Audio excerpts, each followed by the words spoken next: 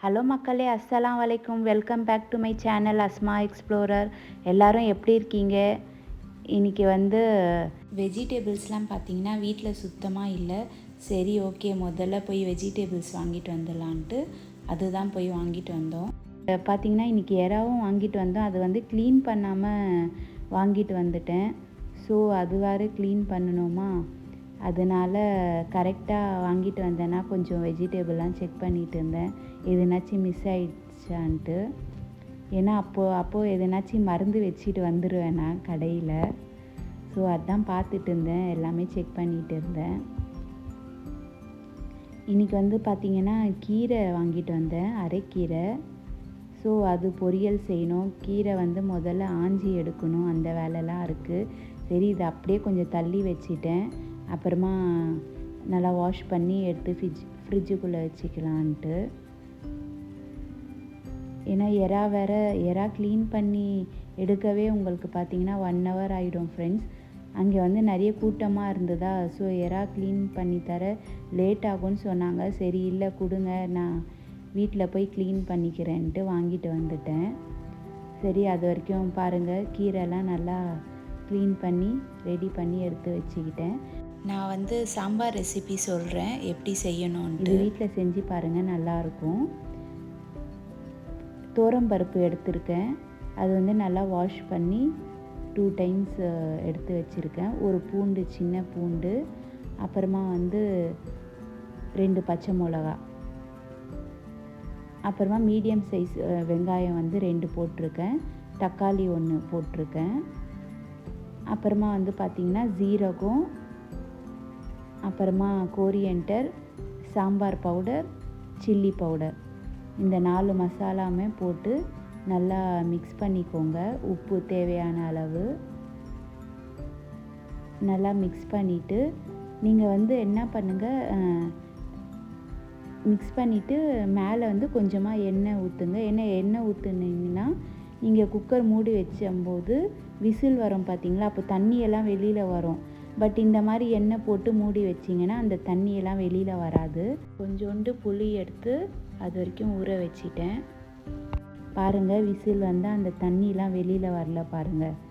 So இந்த trick use பண்ணி பாருங்கள். இது பார்த்திங்கன்னா உங்களுக்கு ரொம்ப யூஸ்ஃபுல்லாக இருக்கும். ஸ்டவ் டைல்ஸ் எல்லாம் சாம்பார் ஆகாமல் நீட் அண்ட் க்ளீனாக இருக்கும் ஃப்ரெண்ட்ஸ். பார்த்திங்கன்னா எறா வேறு க்ளீன் பண்ணணும்.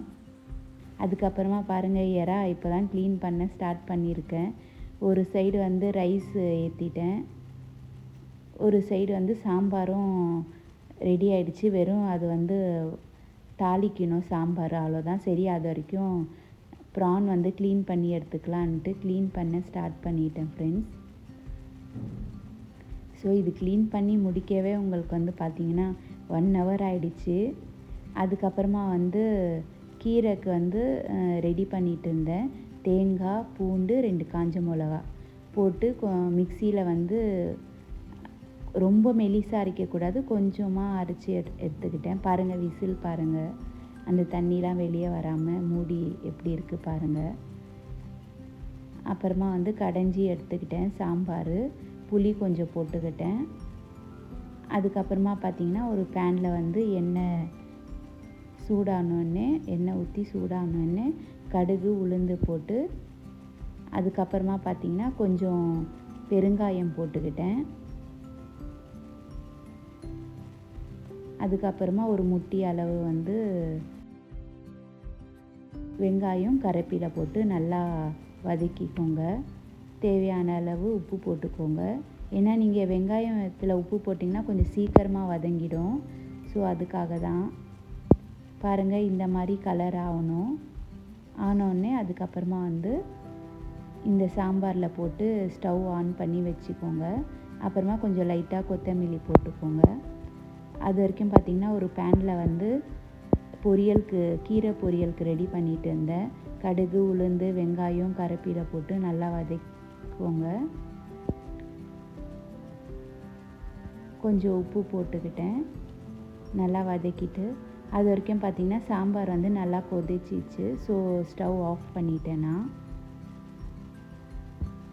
நீங்கள் பொரியலுக்கு பார்த்திங்கன்னா ரொம்ப வெங்காயம் வதங்க தேவையில்ல, லைட்டாக வதக்குனா போதும்.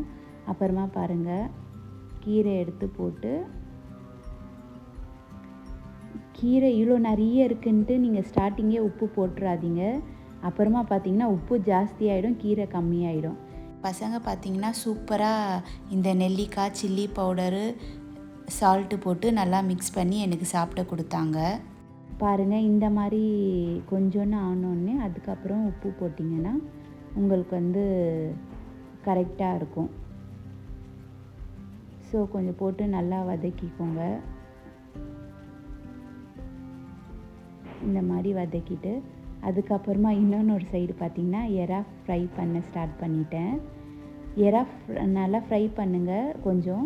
அதுக்கப்புறமா பார்த்திங்கன்னா தண்ணி வரும்ல, அந்த தண்ணி வடிகட்டி திருப்பியும் எறா நல்லா எண்ணெய் போடாதீங்க, போடாமையே நல்லா ஃப்ரை பண்ணுங்கள்.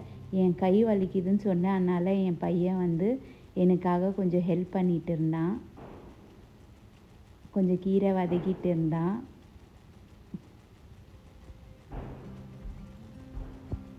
பாருங்கள், இந்த மாதிரி எறா ஆயிட்டோன்னே என் ஹஸ்பண்ட் ஒர்க் பண்ணிகிட்டு இருந்தார். அப்புறமா ஏன்னா நான்வெஜ்னால் என் ஹஸ்பண்ட் தான் சமைப்பார், ஆல்ரெடி சொல்லியிருந்தேன் இல்லையா. பாருங்கள், கீரை நல்லா வெந்துருச்சு. சரி, ஓகே. அப்புறமா அரைச்சி வச்சுருந்தோம்ல தேங்காய், பூண்டு, காஞ்ச மிளகா, லாஸ்ட்டில் இது மாதிரி போட்டு கொஞ்சம் ஃப்ரை பண்ணி எடுத்துக்கிட்டேன். அவ்வளோதான் ஃப்ரெண்ட்ஸ், கீழே வேலை முடிஞ்சிச்சு. இங்கே பார்த்தீங்கன்னா என் ஹஸ்பண்ட் சிக்கன் 65 மசாலா போட்டார், கரம் மசாலா போட்டு நல்லா மிக்ஸ் பண்ணி அதுக்கப்புறமா எண்ணெய் போட்டார் அவர். நாங்கள் ஸ்டார்டிங்லேயே எண்ணெய் போட்டு ஃப்ரை பண்ண மாட்டோம், இந்த மாதிரி ஃப்ரை பண்ணி சாப்பிட்டா சூப்பராக இருக்கும். அப்புறமா கருவேப்பிலை கொஞ்சம் போட்டு நல்லா ஃப்ரை பண்ணார் என் ஹஸ்பண்ட். உங்கள் பசங்களுக்கும் இந்த மாதிரி செஞ்சு தாங்க, கொஞ்சம் கூட வைக்க மாட்டாங்க, எல்லாம் அவங்களே சாப்பிட்டுப்பாங்க. டேஸ்ட்டு பார்த்திங்கன்னா சூப்பராக இருக்கும் இந்த மாதிரி செஞ்சு சாப்பிட்டா.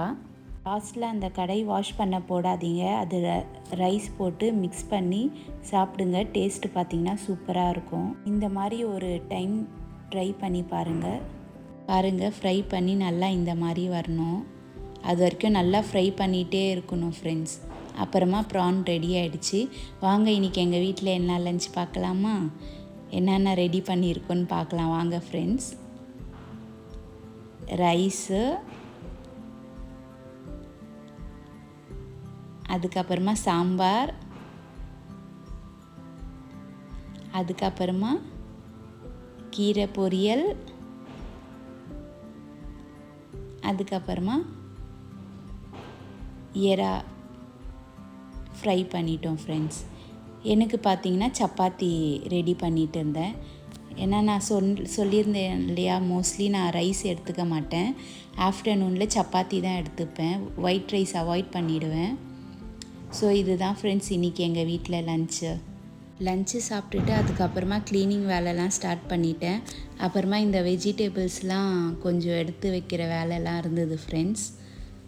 ஸோ முதல்ல எல்லாம் தனித்தனியாக எடுத்து வச்சுக்கிட்டேன். அதுக்கப்புறமா வாஷ் பண்ணி ஃப்ரிட்ஜுக்குள்ளே எடுத்து அடுக்கி வைக்கணும். ஃப்ரிட்ஜ் டூர் வேணும்னா கமெண்ட் பண்ணுங்கள் ஃப்ரெண்ட்ஸ், ஒரு நாள் ஃப்ரிட்ஜ் டூர் காமிக்கிறேன். ஓகே, இதோட இந்த விலாக் முடிச்சிக்கிறேன். ப்ளீஸ் இந்த விலாக் பிடிச்சிருந்துச்சுன்னா லைக் பண்ணுங்கள், ஷேர் பண்ணுங்கள், சப்ஸ்கிரைப் பண்ணுங்கள் அண்ட் கமெண்ட் பண்ணுங்கள் ஃப்ரெண்ட்ஸ், வேறு எந்த வீடியோ போடணுன்ட்டு. ஓகே, பாய், டேக் கேர்.